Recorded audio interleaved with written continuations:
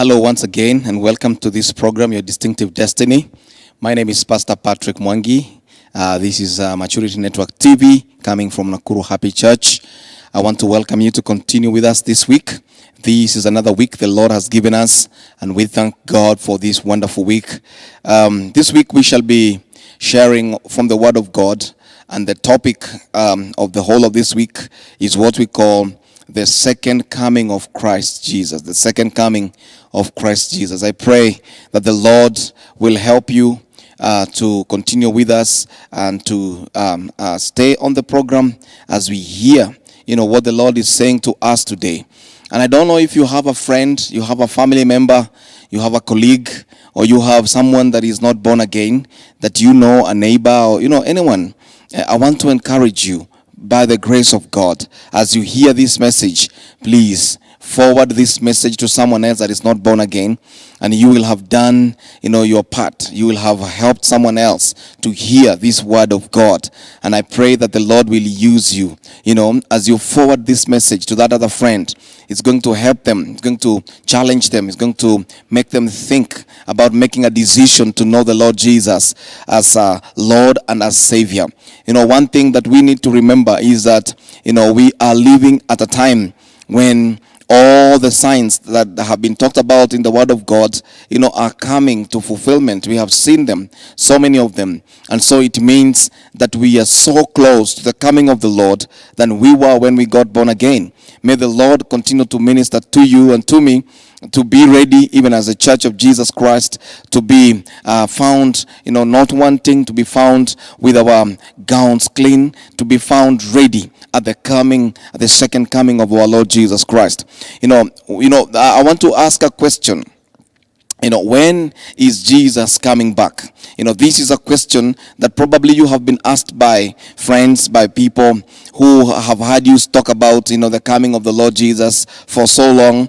The Word of God in Mark chapter 13 and verse number 32, it says, "But about that day and hour, no one knows, not even the angels in heaven, nor the Son, but only the Father." So what are we saying? Jesus is sure he is coming back. But when is he coming back? Nobody knows. Not even the Son, not even the angels. It is only the Father in heaven that knows about the coming and the second coming of the Lord. But it is sure, because in John chapter 14 and verse number 1 to 3, Jesus, talking to his disciples, told them this, "Let not your heart be troubled. In my Father's house are many mansions. If it were not so, I would have told you.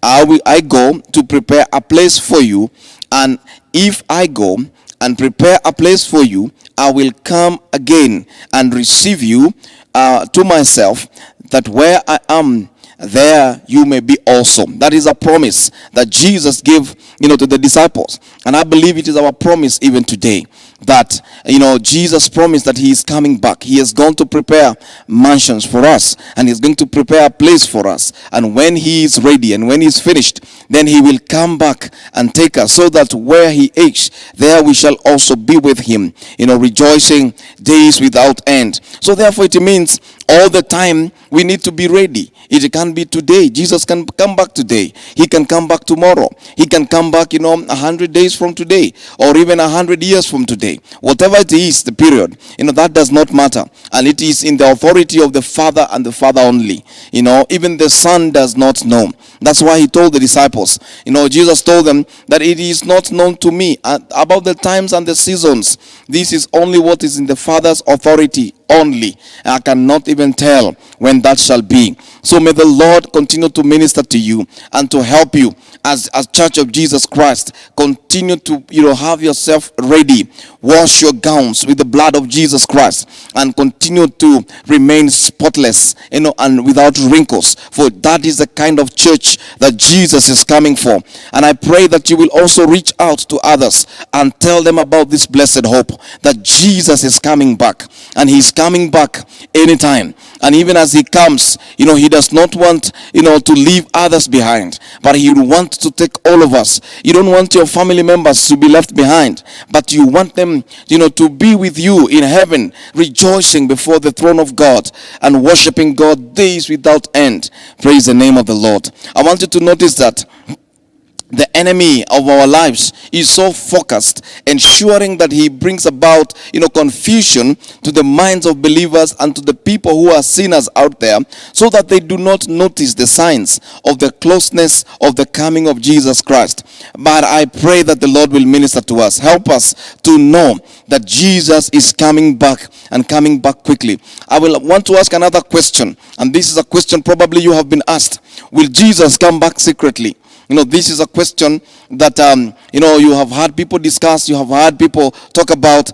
And, the second coming of the Lord Jesus Christ will be so bright, will be so loud, and it will be glorious. The event cannot be hidden. Every human being on the planet will know that Jesus has returned. It is not like the way we hear, and even there's a warning, I think, in the book of Matthew, that don't be confused. Don't be, confused by people who will tell you that Jesus is on this end, he is on the other end. No.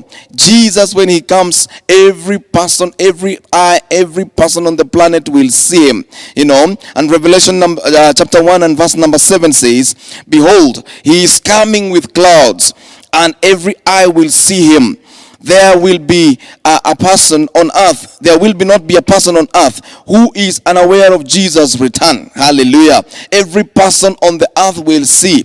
Every person will, because it says, behold, he's coming with clouds, and and every eye will see him. Every eye will see him. So it's not like he's going to come to some quarters, to some places, and other people will know him that he has come, and others will not see him. No.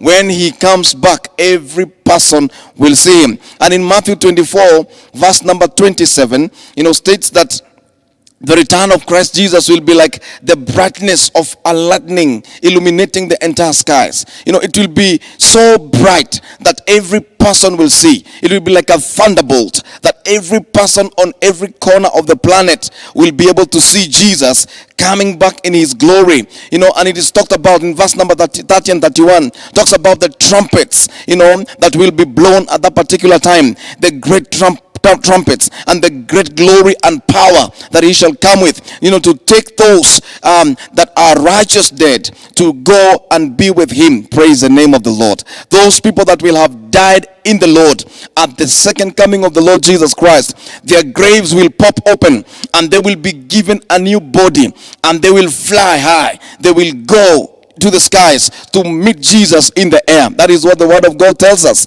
So therefore, it is not going to be secret. It is not going to be secret. But for people who do not know and who are not watching for the coming of our Lord Jesus Christ, for some believers who are careless in their walk of life, that they are not, concerned about, how they live the life of purity. For some believers, it is going to be, a shock, because Jesus will come back and they will not know. But for every heart and every person that is waiting and is anticipating for the coming of our Lord Jesus Christ, then it shall not be a surprise. The Lord Jesus will come, and he will take back that which is his own, and he will go with them days without end. Praise the name of the Lord. So it is important to have an understanding that the Lord Jesus is coming again. If you have a friend that is not born again, tell them Jesus is coming again very soon. They may ask you, how is it going to happen? You read the scriptures that I've just given to you. Tell them, it's going to be like this. It is going to be in the sky. There will be a trumpet, and every person will hear it. There will be a lightning. There will be a lot of glory. Every person will see it. And those that are not born again will be left behind. That's what the word of God tells us. And so for that reason, we need to get concerned. We need to get ready. Look for your friend, your brother, your sister, your cousin, your employee or your employer that is not born again. Tell them about the second coming of the Lord Jesus Christ. For Jesus is coming back. And you know what? For those that will be left behind, it shall be a lot of problems. And in the next episode, I will be telling you what's going to happen when Jesus comes, and when he takes the church, and when he takes those that have already died in the Lord, when he goes with them, what is going to happen next. I will be talking about that in tomorrow's episode, and I pray that the Lord will keep you here so that you can also follow and understand what the Lord is saying at this particular hour and this particular moment. But now, go out, reach out to somebody, forward this message to somebody. Let us not live like we have reached will have arrived. No, let us know that Jesus is coming back again. And he's coming back for a church that is without spot, a church that is without wrinkle, a church that has sanctified itself, a church that is purified. That is what he's coming for. He is wonderful God. And you know the word of God in Matthew, let me read that for you so that we can be together. The word of God in Matthew, Matthew chapter 25, talks about a story here, the parable of the 10 virgins. And talks about this. At the time of the kingdom of heaven will be like 10 virgins who took their lamps and went out to meet the bridegroom. 5 of them were foolish and 5 were wise. The foolish ones took their lamps, but did not take any oil with them. The wise ones, however, took oil in jars along with their lamps. The bridegroom was long time in coming, and they all became drowsy and fell asleep. At midnight, the cry rang out, "Here is the bridegroom, come out to meet him." Then all the virgins woke up and trimmed their lamps. The foolish ones said to the wise, "Give us some of your oil, our lamps are going out." "No," they replied, there may be not enough for both of us. Instead, go to those who sell and buy oil for yourselves." But while they were there, on their way to buy oil, the bridegroom arrived. The virgins who were ready went in with him to the banquet, and the door was shut. Praise the name of the Lord.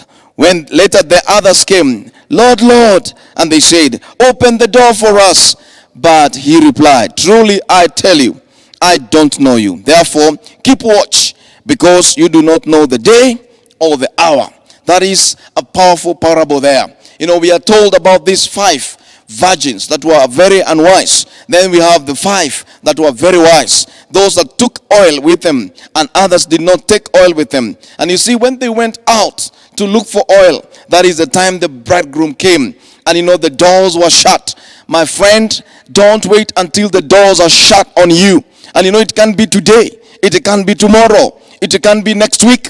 If the doors are shut on you, when Jesus comes, and he will come, without notice, for those especially that are not waiting on him. When he comes and he takes up his church, and he takes up those that are the righteous dead, those that were dead long ago, but that were righteous, they will be given a new body, and they will be taken up.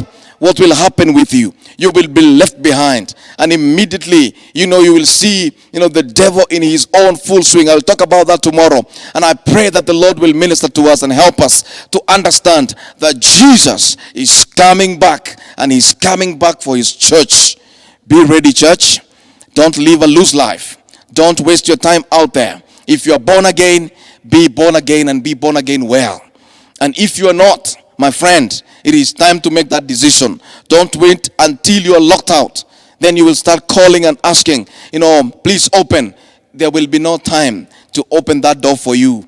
The enemy, the devil himself, you will meet with him, and it shall be, a lot of problems for days without end. May the Lord help us, and may the Lord minister to us. Father, I have spoken to your word. I have spoken your word this morning, and I have spoken, I believe, with clarity, and I believe your people have heard me. I pray that you continue to expand this word to each and everyone's mind, that they will be able to grasp the weight of this message, that Jesus is coming back. You want us to get ready as a church. You want us to look for our family members and ask them to be ready, for you are coming back for a church that is true, a church that is pure, a church that is without wrinkle, without spot. I pray that our robes will be washed in the blood of the Lamb. I pray that we will be ready for your coming. We give you glory and we give you worship today. In Jesus' mighty name. Amen. If you are not born again, and at this episode you are saying, "Pastor, I don't even want to wait for the other episode, but I pray that you can speak a word for my life so that I be born again," I will pray with you. I want to ask you to repeat this prayer. Dear Lord Jesus, I come to you. I'm a sinner, and from today I make you Lord and Savior of my life. I repent of my sins. I ask you to come in, change me, and mold me, Make me what you want me to be. I make a covenant with you today that I will be your child. You will be my God. I break every other agreement that I ever made with the enemy. And I declare today, I'm born again. In Jesus' name, amen. Friend, if you have prayed that short prayer, I believe you have received Jesus in your life. I believe that if Jesus came back now, if he came back right now, you will be with him in heaven. If he came now, you will see heaven. You will not be left behind. You will be together with the saints and you will worship God days without end. But if you have not made that prayer, please continue thinking about these words that I've spoken to you today. And may the Lord help you. May the Lord bless you. In Jesus' mighty name I pray. Amen.